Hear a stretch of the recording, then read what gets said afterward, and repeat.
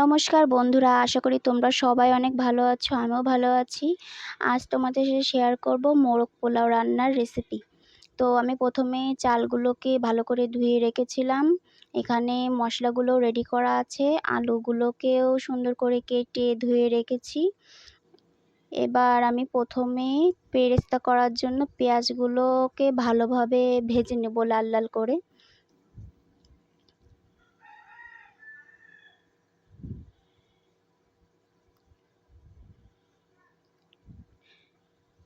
তোমরা কে কীভাবে রান্না করো আমি জানি না, তবে আমি যেভাবে রান্না করি সেটাই তোমাদের সাথে শেয়ার করছি।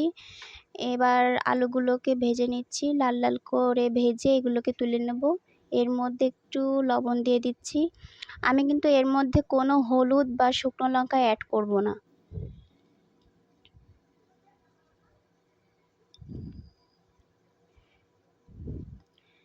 এবার তেজপাতা, এলাচ, পেঁয়াজ দিয়ে একটু ভেজে নেব।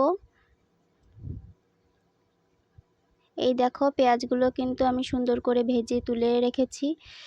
এবার এর ভেতরে আদা বাটা, রসুন বাটা আর জিরে বাটা দিয়ে আর একটু লবণ দিয়ে কষিয়ে নেব।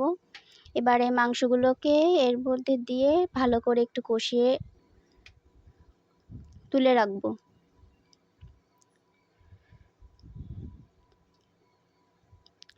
আমি কিন্তু এটার জন্য আলাদা কোনো বিরিয়ানি মশলা বা বিরিয়ানির চাল ব্যবহার করিনি। এমনি রেগুলার ইউজ বাড়িতে যেটা মানে মশলা চাল ব্যবহার করা হয় সেটাই ব্যবহার করেছি।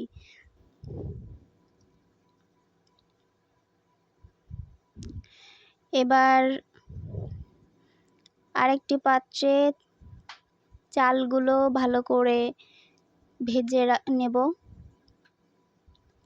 আমার একটু ভুলে যাওয়ার স্বভাব আছে, এই যে গরম মশলা দিতে ভুলে গেছিলাম সেটা দিয়ে নিলাম। এবার এর মধ্যে ভাজা আলু দিয়ে দিচ্ছি। আর আগেই বলেছি কোনো শুকনো লঙ্কা অ্যাড করব না, তো কাঁচা লঙ্কা দিয়ে নিলাম। এবার কষিয়ে রাখা মাংসটাও এর ভিতরে দিয়ে নিচ্ছি, দিয়ে ভালো করে নেড়ে চেড়ে তারপরে পরিমাণ মতন জল দিয়ে নেব। আর একটু যেহেতু লবণ আমি আগে থেকে দেইনি, তো এখন দিয়ে নিচ্ছি আর চিনিও দিয়ে নিচ্ছি। এটা এখনই হয়ে যাবে, হয়েও এসেছে। এই দেখো এটার ফাইনাল লুক। এর উপরে সে বেরেস্তা করে রাখা পেঁয়াজগুলো ছড়িয়ে নিচ্ছি। তো আমি যেভাবে রান্না করি সেটাই তোমাদের সাথে শেয়ার করলাম। এখন তোমরাও বলো তোমরা কিভাবে রান্না করো। সবাই ভালো থেকো, সুস্থ থেকো। ধন্যবাদ।